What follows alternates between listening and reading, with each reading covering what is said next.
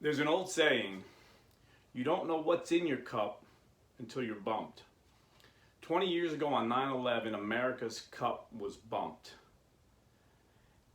And what I seen spilled out of that cup was patriotism, neighbors helping neighbors, faith in God, goodness, caring.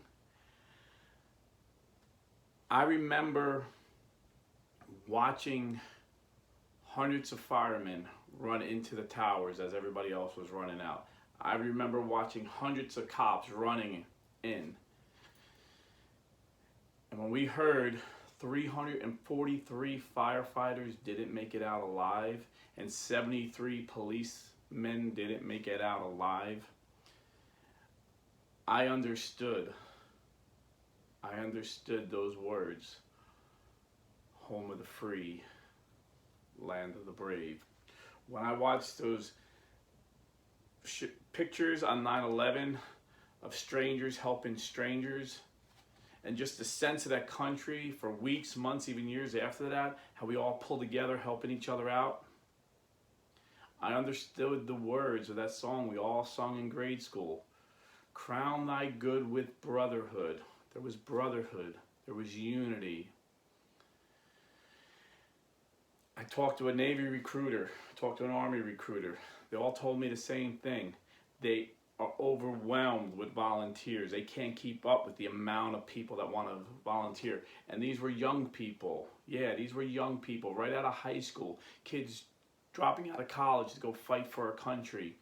Pat Tillman dropping out of the NFL, giving up millions of dollars to go fight to protect us and ultimately give his life for us. This was a time of great unity and love of neighbor, patriotism. I remember trying to buy an American flag and I couldn't because they were sold out everywhere. I even went to a place that makes American flags and he's like, dude, the demand for American flags is just overwhelming. We cannot keep up with the demand. I remember watching the NFL, the Giants, Michael Strahan running out with a big American flag and all the other Giants running out behind them holding big American flags. Every Sunday, every American stood up with pride, honoring that flag with tears in their eyes. I remember my wife had like a play date, lunch date, whatever women call it. Our kids were little, our neighbors' kids were little, and she was going to go over there for lunch and let the kids play. And they had made the date prior to 9/11, but it was for a few days after. When my wife showed up that afternoon, the woman who happened to be Pakistani and happened to be a Muslim had a tear in her eye and hugged my wife and said, I'm so glad you came. I didn't think you were going to come. And she's like, why wouldn't I come? And she's like, you know, in my country, if this would have happened, every man would have been out today with machetes, killing every American and killing every Christian they seen. And my wife said, that's not America. That's not what we're about. And it reminded me of the words of that French historian and philosopher who came to America in the 1800s to figure out what made America so great. Alex de Tocqueville said, America is great because America is good. America's the most powerful nation in the world, but we don't use that power to oppress people. We don't use that power to invade countries and take over. When we go into countries, even countries that attack us, when Japan attacked us on Pearl Harbor, we destroyed Japan, but then we built them up and we liberated the people, and now we're friends with them. Same thing in Germany. And the same thing in Afghanistan. We could have easily dropped the nuke and been done with these people. But we sacrificed the blood and treasure of America for 20 years to not only protect us, and if you're a military veteran that did combat in Afghanistan, don't feel like you wasted your time. Don't feel like it was for nothing. We thank you because you protected us for 20 years, brother, sister. Thank you. What you did was not in vain. You protected us for 20 years. We didn't have a major hit come on us like many people predicted because of you guys. So America is great because America is good. We liberated the Afghan women for the first time in decades. The children, girls were able to go to school. Women were able to go outside their home without an escort. We gave them freedom. We gave them hope. But it was at the cost. And it was at the cost of many American lives. So this 9/11, we want to thank you. And we want to remember the time we were all united. You know, I remember going to a local church that I wasn't even a member of. I think it was a Baptist church, and it was a weeknight. They were having prayer every week, every night. And it was packed. I thought it was going to be empty. It was packed. And as I held hands with an African-American young man and an older Asian woman who was holding hands with a Hispanic man, and we prayed for the families of 9/11s, and we asked God to protect our nation, I realized we are still one nation under God. There was so much patriotism, so much love of neighbor, so much unity. What the heck happened? What happened that today we're at each other's throats? We have a president that won't even address the nation on 9/11. I mean, literally, first time in, 20 years. Trump addressed the nation every 9/11. Obama addressed the nation every 9/11. Bush addressed the nation every 9/11. Biden apparently has been instructed not to. He made a video the other day, I think yesterday, they released it, but he's not going to address the nation on the 20th anniversary of 9/11. This is very strange. Very strange. We're living in strange times. So what happened? I've been a political observer since my young teens. I've called every presidential election right, except for the last one. I think I know a little bit about politics. I'm very astute and I pay attention. And every year, every year, politics are similar, but something changed in my life. I'm going to share that with you. But, when Bush was president during 9/11, everybody rallied around him. I remember that day at Ground Zero where one of the firemen yelled, "Hey, we can't hear you." So he raised up his bullhorn and said, "Can you hear me now?" And he said, "Yeah."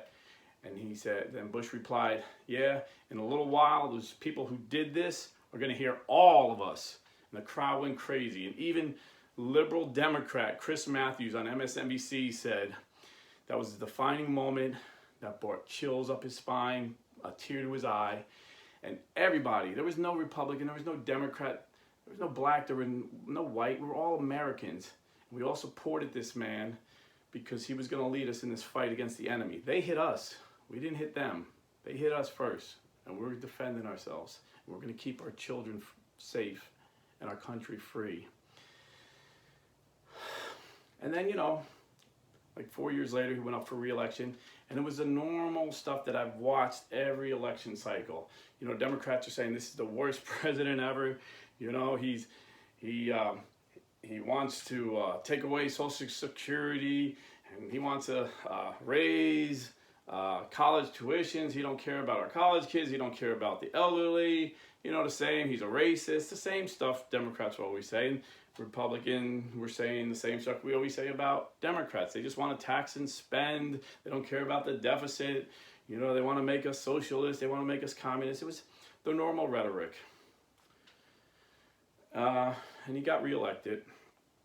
But then, when President Obama ran, I seen something different. For the first time, it wasn't politicians attacking politicians saying, "Don't be fooled by this guy. Don't follow this guy because he's bad." No, Obama started attacking the people. This was weird. And the more I researched, this was a planned strategy of the Democrat Party. It was called identity politics, to pit Americans against Americans. And he epitomized it with his speech where he said white evangelicals, which at the time I was one, wouldn't vote for me because they're afraid of people that look different. Basically, he was saying white evangelicals are racist. They're bitter people. They cling to their Bibles and their guns. And then the Democrats started calling us white evangelicals bitter clingers. And by the way, I don't even own a gun. I was in the military, I shot guns, but I'm a city boy. I'm just not used to having guns around. But to them, they stereotype everybody. And they stereotyped me as a bitter clinger of my Bible and my gun. And that was the beginning of the identity politics. And then when he got into office, Not only that, then he turned people against cops. If you remember, he said that cop in Massachusetts acted stupidly the way he treated his friend, the black professor from Harvard. But I have a son-in-law who's a cop, and I have friends who are cop. That cop was actually trying to protect the man. He was following protocol. But the Democrats used that for, again, identity politics. And if you remember at 9/11, when these cops would walk down the street, they would get cheered on by everybody, regardless of race, regardless of the party. When these firemen walked down the street, they were clapped. Even the construction workers, when they were down at 9/11, were clapped, cheered for. We were cheering each other on. So how did we go from cheering on the police that died in 9/11 to hating the police with such vitriol that we do? It was the identity politics. Because then if you remember, every time there was a police shooting, Obama would just come down hard on the cops and make them look racist. You know, when that blatant lie of hands up, don't shoot, even though 27 eyewitnesses said that didn't happen, even though the kid who started the lie admitted he just said that because Michael Brown was his friend, and the video, even after the video came out and it showed that this guy who was like twice the size of this cop rushed him and went to grab his gun, so the cop shot him to defend himself and protect other people. He didn't know what he would do with the gun once he got it. Even though all that came out, you still had Black Lives Matter chanting, hands up, don't shoot. You still had Black Lives Matter chanting, what do we want? Dead cops. When do we want them? Now. Right now, there's no war on women. This was another made-up identity politics of the Democrats. But there is actually a war on cops. Right now, the cops being targeted and killed by people who hate cops is higher than ever before in history. So far this year, over 50 cops have been killed. They've been targeted and shot and killed. Most recent one was a guy who was released in that fund when the Black Lives Matter guys were bombing the courts, a couple summers ago or last summer, and they were getting thrown in jail in Portland. And the Democrats started a fund, and Kamala Harris tweeted out, support this fund. We're going to pay bail for all these people that got thrown in. Well, he was the one that got released by bail funds that Kamala Harris encouraged people to pay for this guy's bail. He just killed a cop last week. And you know how many unarmed black men, even though this is a tragedy, have died this year? 4. This is made up, that the cops are racist. This is just identity politics to get people to hate cops. This is all made up for these people to have power. And you've seen Hillary took it another step, attacking people. Again, it used to be politicians attacking politicians. Republicans saying, you're a good American. You're being deceived. Don't vote for him. He's going to raise your taxes. Democrats used to say, you're a good American. Don't vote for him. He's going to take away your Social Security. But now the Democrats were engaged in attacking Americans. Oh, all these people that vote for Trump, they're deplorable. I've never seen this before, actually. And, it worked for Obama for some reason, but I knew it was going to work for Hillary. And now you see that Biden's using this too, his speech the other night. He's like, 75% of us are losing our patience with you guys. Well, guess what? You're not a dictator. I could care less. I'm losing my patience with you, leaving Americans in Afghanistan. We don't leave men behind. This is why you don't want to give a speech today, because you left Americans behind enemy lines, purposely, knowingly, when you said 2 weeks prior you wouldn't do that. Yet, he's pitting Americans against Americans. The 75% that believes one way against the minority that believes another way, for various reasons. He's saying we're losing patience with you, and we're losing patience with your governors that agree with you, and we're just going to push them aside. He literally said we're going to push them aside and make them irrelevant and impose our will on you 25% who don't agree with us. Contrast that with Trump, who the most liberal governors, Newsom in California and Cuomo in New York, on dozens of times, I have it written down, dozens of times, praised Trump. Praised Trump, said he's given us everything we wanted. We had no ventilators because Obama didn't leave any ventilators. Trump, being the businessman he got the manufacturers out to make more ventilators than we needed. We donated them to the world because we made so many. Cuomo said he needed hospitals. He had the Army Corps of Engineers build 5 hospitals in 5 boroughs in New York. Same thing with Newsom. He sent Navy ships, ventilators, everything Newsom asked for. They were working together. We weren't politicizing this. Now Biden's politicizing this, putting Americans against Americans, making everybody angry at each other. This is what they do. Don't fall for it. Vote for the guy who believes what Ronald Reagan said. A rising tide raises everybody's boat. We're all in this together. You've seen after 9/11. We're all Americans. Let's not identify each other. Oh, you're an Italian American. You're an African American. No, we're all Americans. And we were attacked because we were Americans. Not because we were white, not because we were black. We were attacked because we were Americans and we believe in freedom. That's what unites us. We all believe in freedom. And these terrorists hate that about us. They hate that we're free. They want to enslave our women and children like they do in Afghanistan, and like it's begun again. The Taliban rule has begun again. Women are being beaten and whipped for walking outside unescorted. So you gotta vote for the men and women who don't use identity politics. That's the only way we're gonna be united again. But I have hope, because just like after the tragedy of 9/11, patriotism and brotherly love spilled out. Hard times are coming. I mean, I've never seen a president do so much damage in such a short time. He's really hurting our country and our morale. But hard times make strong men, and strong men make good times. So just like the tragedy of 9/11, I was so proud to see these 18 and 19-year-old boys and girls volunteer to defend our country. I'm seeing patriotism well up. I'm seeing men who are regretting their vote, Democrat men, saying, screw this, we got to get back to patriotism. Screw this, we got to get back to love of God. Screw this, we're Americans. And they're seeing the truth. So have hope, and never, ever forget 9/11. And never, ever let the media and the Democrats make you forget that there's hundreds of Americans right now left behind enemy lines in Afghanistan.